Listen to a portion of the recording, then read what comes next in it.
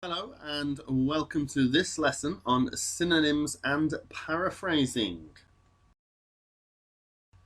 Now, synonyms and paraphrasing is what allows us to show that we have a sufficient range of vocabulary to cope with the task. Now, if you're aiming for a band 7, you need to show a sufficient range of vocabulary.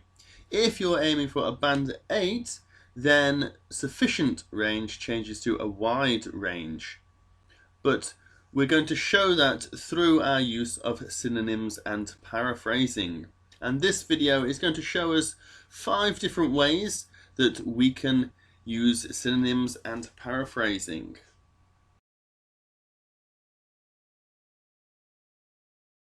Now, the first and most obvious way we can show that we have a good range of vocabulary is to use synonyms for the words that we are given in the question. These synonyms are simply words that have a similar or the same meaning as the word they are replacing.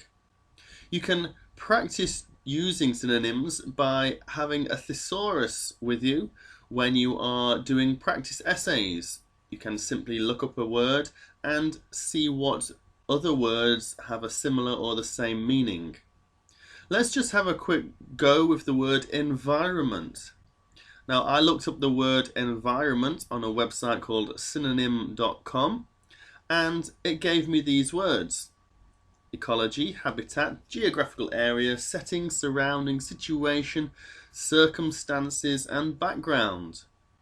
Now, we have to be a little bit careful when we're using synonyms because the words need to be thought of in the context that they're going to be used in.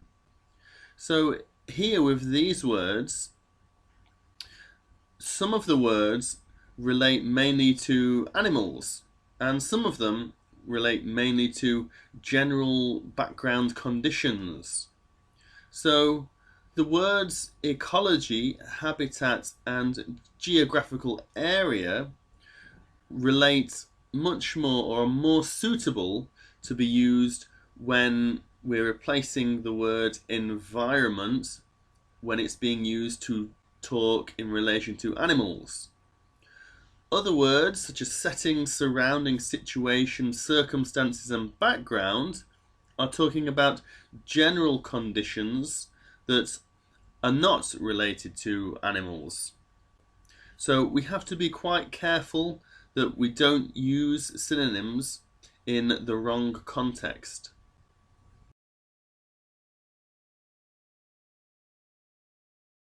Here's an example to show you what I mean.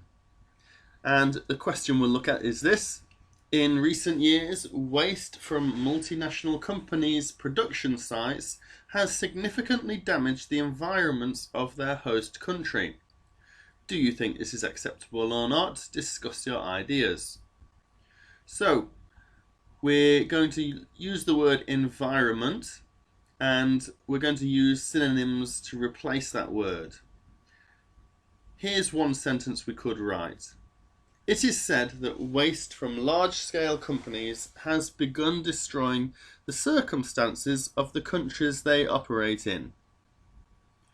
Now, as you can see, I've used various synonyms in there. For example, large-scale companies instead of multinational companies.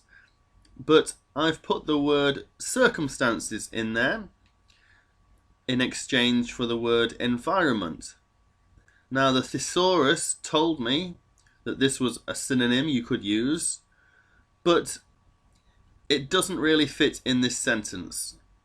The word circumstances, although it is a synonym officially, in this context it doesn't work. We're far better off using the word ecology because that is referring more to the natural environment that the question is really talking about. So we have to be very careful when we use synonyms that we choose an appropriate one. If we don't, then we're showing a lack of control and a poorer command of the English language. So that's something to be thought about when you're using synonyms. Another way you can paraphrase is to change the word order. Using synonyms all the time can look a bit unnatural, but if we change the order in which we use them, then it can make it look more natural. So here's another question that we're going to use as an example. Some people believe that getting a degree from university is the best way to guarantee getting a job. Others believe it would be best to go straight into work and get experience instead. Discuss both sides and give your opinion. So if we were writing the introduction, first we would rephrase the question, and that's what we're doing here in the first sentence. So you could write, certain people think that graduating from higher education is the optimum way to assure getting a top job. Now you can see that I've already used synonyms in red there. So certain for some, think for believe, graduating from higher education rather than getting a degree from a university, optimum for best, assure means to get, and top instead of best as well. So that is how you can use synonyms, but all we've done there is put synonyms into the sentence. That's all we've done. And the examiner will see that, and it's very obvious to them. However, we could switch the order of the sentence around, so it reads like this. The optimum way to assure getting a top job is by graduating from higher education according to certain people. As you can see, we've simply changed the order of the sentence so that the second main part of the sentence starts at the beginning. And this shows that we can be flexible with how we write, and shows that we have a good command and control of the English language. So doing this is another way to impress the examiner and show our control.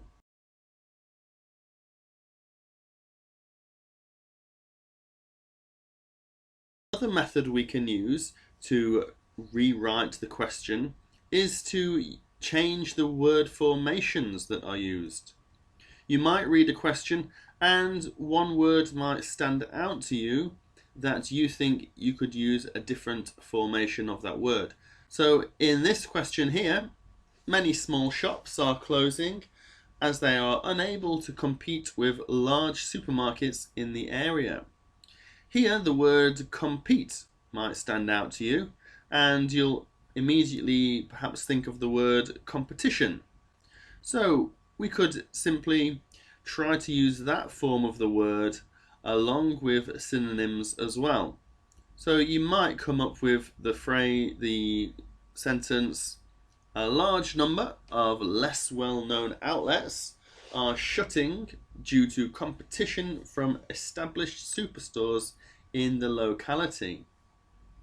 You can see in the red there we've got the synonyms, and we've got competition there as a change in word formation. We could go one step further and then also change the order of the sentence. So it could read, competition from established superstores in the locality is forcing a large number of less well-known outlets to shut down. So what we're starting to do is mix together different ways to paraphrase, which is really a very powerful way to express yourselves and to impress the examiner.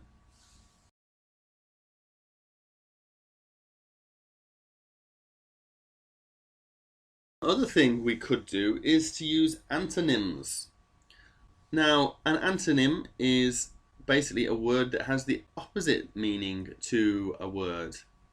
So synonyms mean basically similar or the same, Antonyms mean the opposite word meaning. So again, for the same question, we might have the same sentence: a large number of less well-known outlets are shutting due to competition from established superstores in the locality. But we might choose to use antonyms where we might, instead of using a large number, we might simply say fewer. So fewer less well-known outlets can remain open. And obviously remain open is an antonym for shutting. So by using antonyms, we can keep the meaning the same, but show off different vocabulary that we are able to use. So that's another good way of paraphrasing. Now, the final way to paraphrase, and I would call this the native speaker way, because it's really, this is what I would do, it's what other native speakers would probably do, and it's what you can aim for. If you're looking for bands 8s and 9s, then this is what you'll be aiming to do. But it's just a very natural way to paraphrase. If you were doing this in your own language, you know, think how easy it would be. You would just look at a sentence and just say it in different words. You wouldn't even be thinking about how you were going to break it down or what grammar you were going to use or even particularly what words. You would just come out with a sentence that made perfect sense and had the same meaning.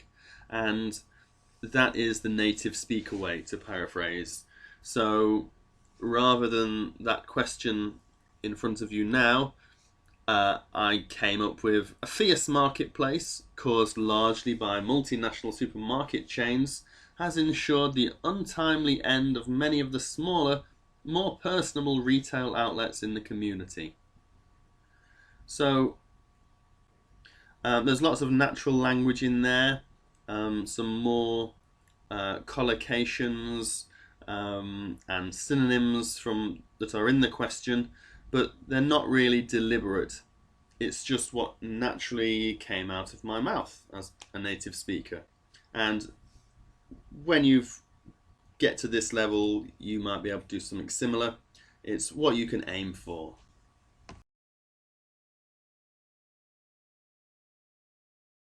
And finally, just a few words of advice. Now, remember, we are looking at synonyms and paraphrasing because we want to show that we have a sufficient range of vocabulary to answer the question. So it's important that we do this, but remember, your essay is marked on many different things and not just on the vocabulary. So don't get fixated on this. Don't spend too long thinking about the synonyms or paraphrases that you're trying to use. Remember, you still need to write good, solid body paragraphs. You still need a good conclusion, and you need time to be checking that as well. So yes, pay attention to paraphrasing, but don't focus on it so that it disrupts the rest of your essay. And the best way to develop your paraphrasing skills is well, I've said this before, but it's reading over the medium to long term, exposing yourself to different words said in different contexts gives you the experience to be able to know how these words fit and how they can fit together and replace other words. So keep reading. That's the main thing you need to do. And one last little thought as well. Don't go over the top. Some words it's very difficult to have a synonym for. Can you think of a different word instead of saying adult, for example? Well, you might grown up perhaps, but you can't find a synonym for every single word. So don't be afraid to use the words in the question if that's what you need to do from time to time. Okay, that's enough about synonyms and paraphrasing. I hope you got a lot out of this video, and please remember where you're going. You're on this journey of working out how to do this IELTS test so that you can transform your life into a better place to be. Alright, I'll see you in the next video.